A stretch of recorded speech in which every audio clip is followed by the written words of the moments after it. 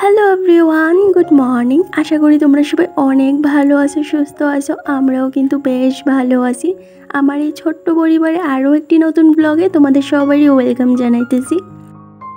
আর এখন ঘড়ির কাটার সময় হইতেছে সকাল 7টার মতো। তো আজকে ব্লগটা আমি এখান থেকে শুরু করলাম, অবশ্যই ব্লগের সঙ্গে থাকো। আর দিনটা শুরু হয়েছে ওই সকাল 6টার থেকে, কিন্তু ব্লগটা শুরু করলাম এই যে 7টার থেকে। কারণ ওই যে সকালের বাসি কাজকর্মগুলি সারলাম, তারপর হাজব্যান্ডও ঘুম থেকে উঠে এসে একটু বাজারে গেছে। তো ওই টুকটাক কাজ করতে করতেই না 7টা বেজে গেছে গা।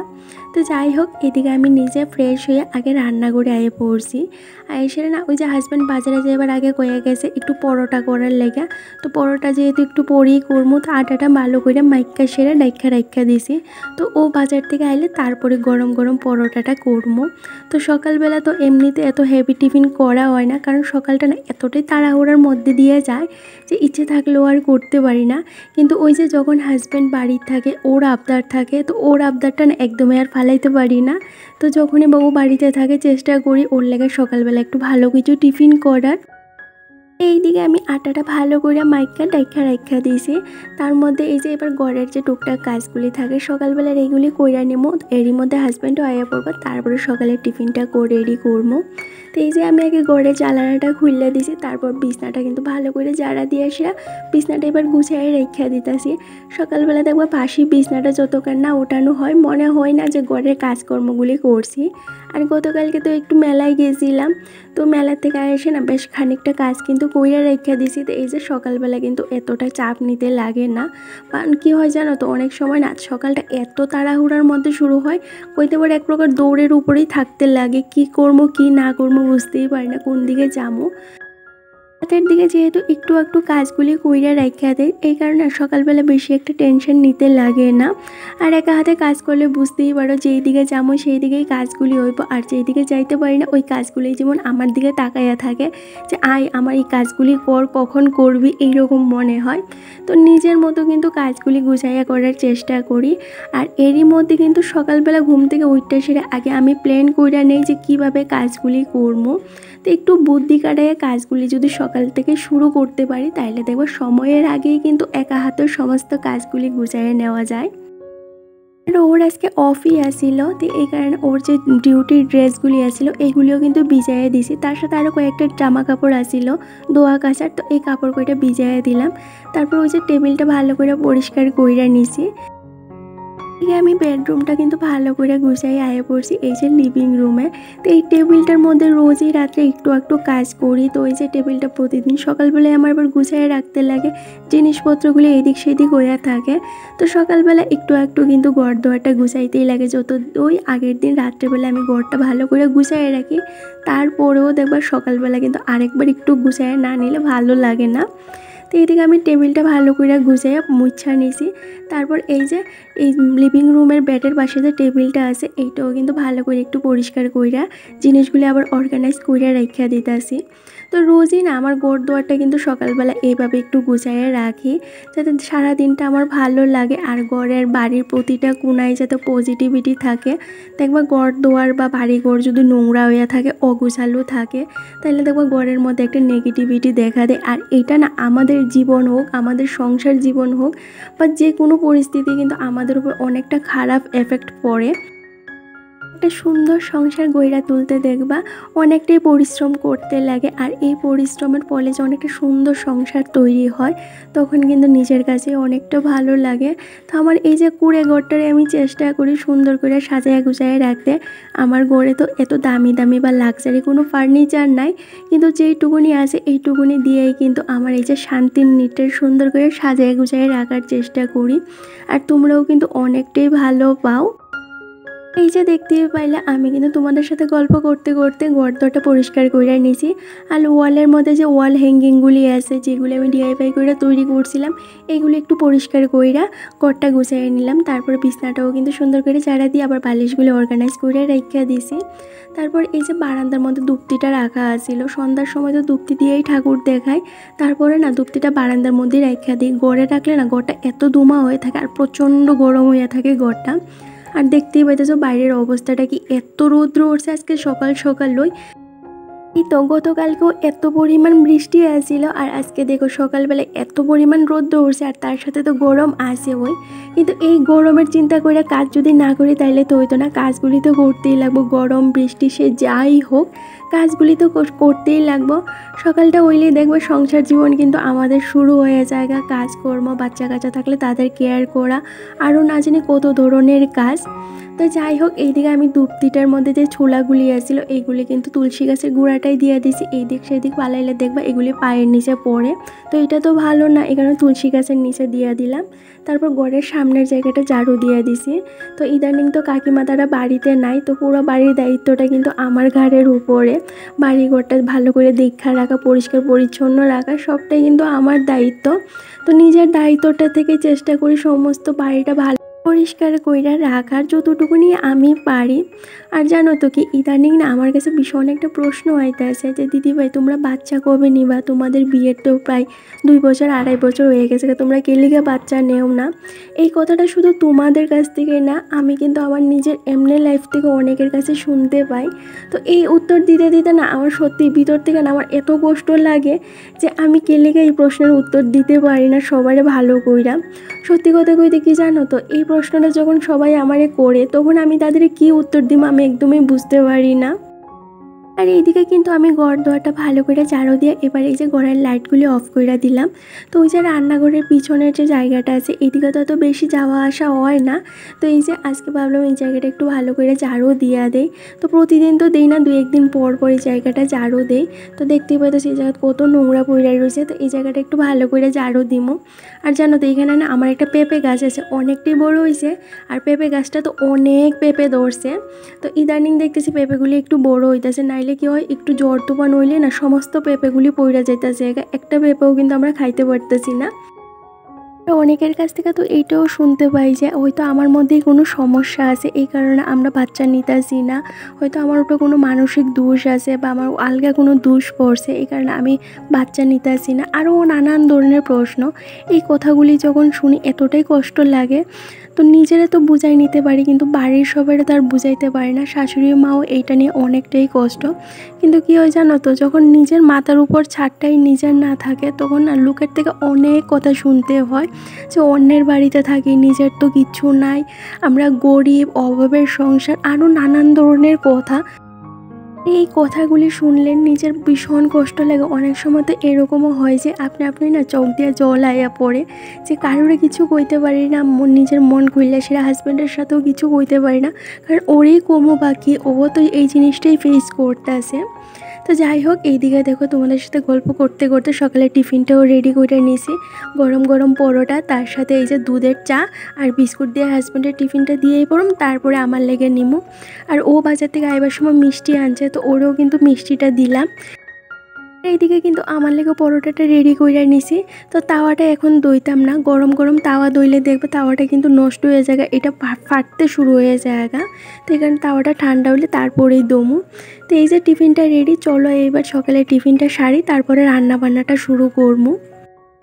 কি জানো তো বন্ধুরা, আমরা হয়তো গরিব হইতে পারি, আমাদের অভাবে সংসার থাকতে পারে, নিজের মাথার উপর ছাদটাও কিন্তু নিজের না, তারপরেও না কোনোদিন না অহংকার আনি না মনের মধ্যে, বা অন্যের দিকে হিংসা করি না। যেইটা আছে এইটা নিয়েই সবসময় সন্তুষ্ট থাকার চেষ্টা করি, পজিটিভ থাকার চেষ্টা করি। যখন কাছের মানুষগুলি এই ধরনের কথাবার্তা কয় তখন না ভীষণ খারাপ লাগে, অনেকটাই আঘাত লাগে, কিন্তু কারই বা কথাগুলি কমু, কেই বা আমার কথাগুলি শুনবো। ওই তোমাদের সাথে আমি কথাগুলি শেয়ার করি নিজের মনো কইরা। তোমরাও কিন্তু আমার অনেকটা ভালোবাসা আর অনেকটা সাপোর্ট দাও।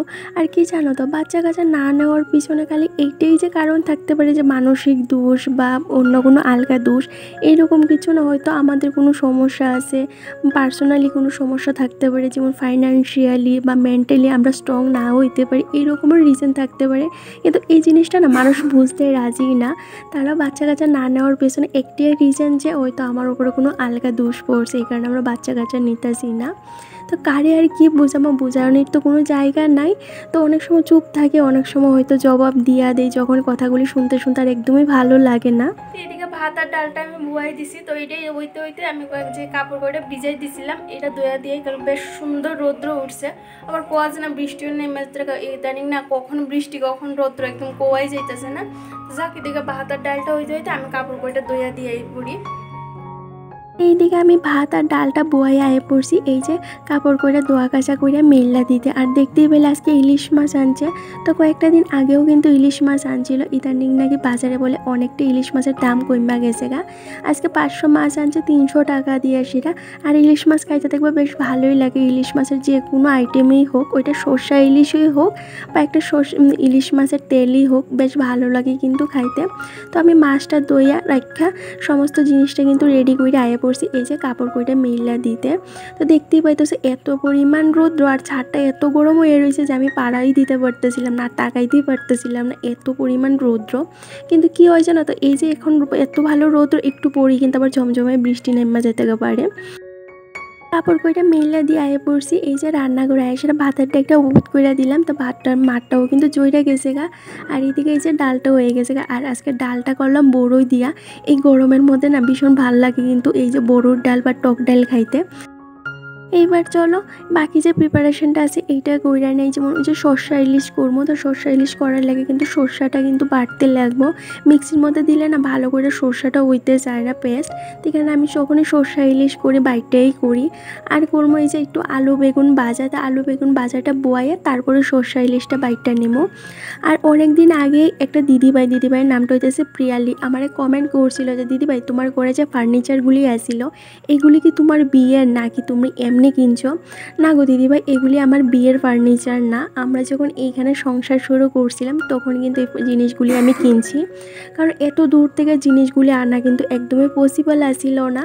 তো একটু একটু কইরা সেরা অনেক জিনিসই কিনলাম। আর দেখতেও এত তো ফার্নিচার কিছু নাই আমার ঘরে। একটা টিভি, শোকেস, ফ্রিজ, 2টা বিছনা, আলনা, এই টুকটাক জিনিসই আছে আমার ঘরে। সোফা বা আরও যে লাক্সারি জিনিসগুলি এগুলি তো নাই, কিন্তু এইটুকুনি জিনিস দিয়ে না আমি সন্তুষ্ট। কারণ আমরা যে পরিস্থিতিতে দাঁড়াই রয়েছি, এই পরিস্থিতিতে দাঁড়াইয়া যে আমি এই জিনিসগুলি কিনতে পারছি এইটাও কিন্তু আমার লাগে অনেক। আমি মনে করি স্বয়ং ভগবানই আমার হাতে ধরে এই জিনিসগুলি কিনা দিছে। আর দেখতেই পেলে গত দিনে যখন মেলায় গিয়েছিলাম তখন কিন্তু একটা ঠাকুরের আসন কিনছি। তো এইভাবে না একটু একটু কইরা কিন্তু আমার সংসারের জিনিসপত্র কিনা সে সংসারটা সুন্দর করে সাজাইবার চেষ্টা করতেছি। আমার বিয়ের যে ফার্নিচারগুলি আসিল এগুলি কিন্তু আমার শ্বশুর বাড়িতে এমনি বইরা রয়েছে। আমার শাশুড়ি মারও তো প্রচুর জিনিস আছে, তো কে কারটা ইউজ করে এইগুলি এমনি আমার ঘরে রাখা, যখন বাড়িতে যাই তখন একটু একটু ইউজ করা হয়। ফার্নিচার তো আর কি, ঘরটা সাজায় গুছায় রাখছি। আর দেখতে পাবো আমার স্বর্ণের যে জিনিসগুলি আছে এগুলিও কিন্তু আমি এইখানে রাখি না, সব জিনিসপত্র কিন্তু আমি বাড়িতেই রাখি। কারণ কোয়া যায় না কখন কি গইটা জায়গা, তো বাড়িতে রাখাই আমার কাছে সেফটি মনে হয়। তো শাশুড়ি মার কাছে সমস্ত জিনিসপত্র কিন্তু আমি দিয়ে রাখছি। তো যাই হোক, এইদিকে দেখো আমি কিন্তু রান্না বান্নাটাও সাইডে নিয়েছি, আলু ভাজাটা হয়ে গেছে গা। আর এই যে সর্ষা ইলিশের লেগে সর্ষাটা বাইটটা কিন্তু মাছটা বোয়াই দিলাম। এমডি রিয়াদ ওয়াইটি আইটি থেকে কমেন্ট করছিল যে দিদিভাই তুমি কতটুকুনি পড়াশোনা করছো? তো আমি কিন্তু একজন রেজিস্টার নার্স। তো বর্তমানে আমি কোনো কাজ করি না, একজন হাউসওয়াইফ। আগে করতাম, এখন করি না। এখন না সংসারটাই আমার কাছে মনে হয় সবার আগে, তারপর সমস্ত কিছু। তো এই কারণে এখন আর কাজ করি না, কিন্তু কাজ করার ইচ্ছে আছে, দেখা যাক কবে কি হয়। এদিকে কিন্তু আমার রান্না বান্নাটা কমপ্লিট হয়ে গেছে। তো রান্না সারতে সারতে এই যে মশলাদানিগুলো ভালো করে পরিষ্কার করে রেকটার মধ্যে গুছিয়ে রেখে দিছি। এইবার এই যে বাসন করে দইয়া রেখা তারপরে রান্নাঘরটা ভালো করে পরিষ্কার করে গুছাইয়া নিমো। তা রান্না করার সাথে সাথেই কিন্তু আমি বেশ খানিকটা কাজ করে রেখা দিই। এতে কিন্তু দেখবো রান্না করার শেষে অনেকটা কাজে কিন্তু কইমা জায়গা। এই যে বাসন করে দইয়া নিলে কিন্তু ঝটপট করে কিন্তু কাজটাও শেষ হয়ে জায়গা। দিনের ব্লগে সিম্পল লাইফস্টাইল আইডি থেকে কমেন্ট করছিল যে জয়গুরু আমিও কিন্তু এই ঠাকুরেরই দীক্ষা, আর আমিও কিন্তু তোমার মতো মেলায় গেলে বেলুনের আবদার করি। তো প্রথমত জয়গুরু দিদিভাই।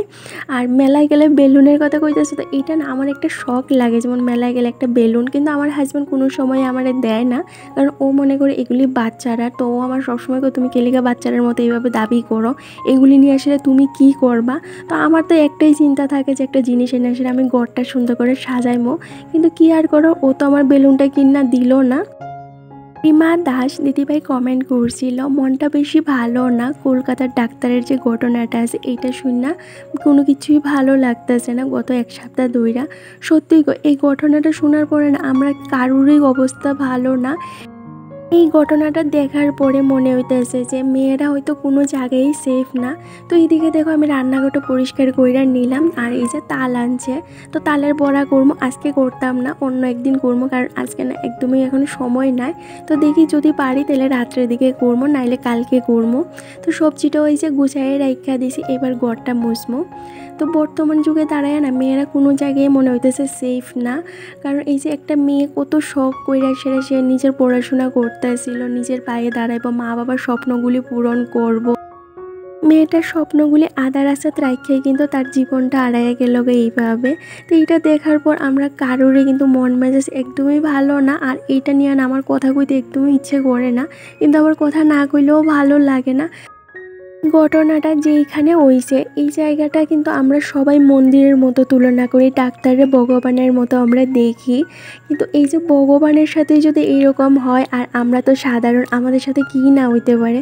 মেয়েটা কিন্তু নিজের কাজের স্থানে মেয়েটার সাথে এরকম ঘটনা ঘটে গেছে গা। আর এইখানে আবার শোনা যাইতেছে যে তার বন্ধু আসিল। তো কারে তুমি বিশ্বাস করবা, বন্ধু রূপেও যে এইরকম শতান আমাদের চারপাশে থাকে আমরা কিন্তু এটা বুঝতে পারি না।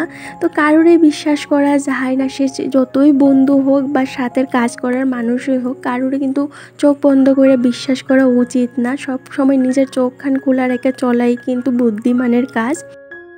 বর্তমান যুগে কেউই কিন্তু কারোর আপন হয় না, হোক এটা সেটা হাজব্যান্ড, বেস্ট ফ্রেন্ড বা যে কেউই হোক। হাজব্যান্ডও দেখবা একদিন না একদিন কিন্তু তোমার অনেক ধরনের কথা শোনাবে। যতদিন এই সংসারের লেগে তুমি খাটতে পারবা ততদিনে কিন্তু ভালো থাকবা, যতদিন তার কথা শুনে চলবা।